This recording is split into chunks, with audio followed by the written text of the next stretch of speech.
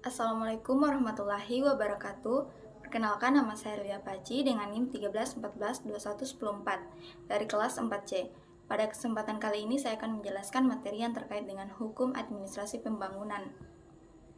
Baik, langsung saja kita masuk. Yang pertama ada hakikat hukum administrasi pembangunan.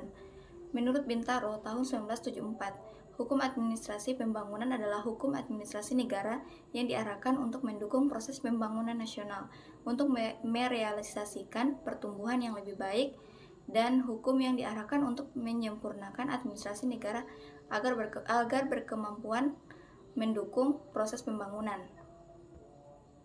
Selanjutnya, ruang lingkup hukum administrasi pembangunan. Administrasi pembangunan berkembang karena adanya kebutuhan di negara-negara yang sedang membangun untuk mengembangkan lembaga-lembaga dan peranata-peranata sosial, politik, ekonominya agar pembangunan dapat berhasil.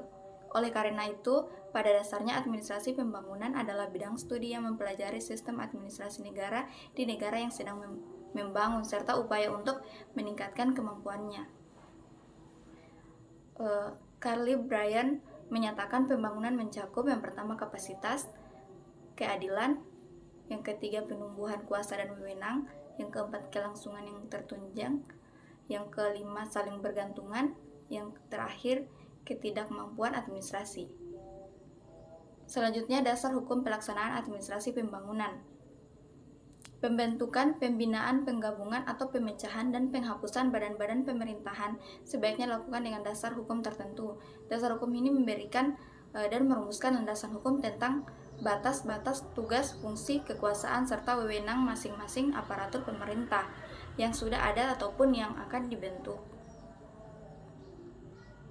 Dasar hukum itu meliputi kewenangan dan tugas dari jabatan-jabatan pemerintahan, terutama bagi jabatan-jabatan pemerintahan yang mempunyai kewenangan mengatur.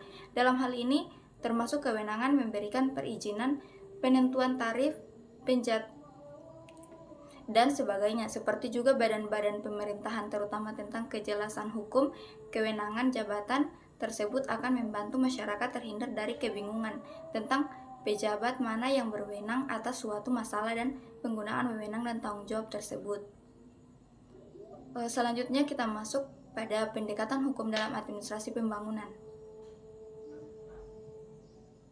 Pembangunan suatu bangsa yang jumlah penduduknya besar dan wilayahnya luas dilakukan melalui 3 pendekatan, yakni pembangunan makro, sektoral, dan regional. Pembangunan makro mencakup sasaran dan upayanya pada lingkup nasional, yang mencapainya merupakan hasil dari upayanya pada tingkat sektoral dan regional.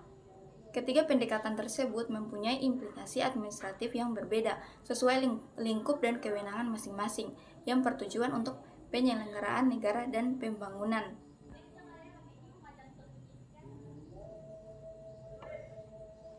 Baik, sekian penjelasan materi dari saya. Lebih dan kurangnya saya mohon maaf. Wabillahi taufiq wal hidayah. Wassalamualaikum warahmatullahi wabarakatuh.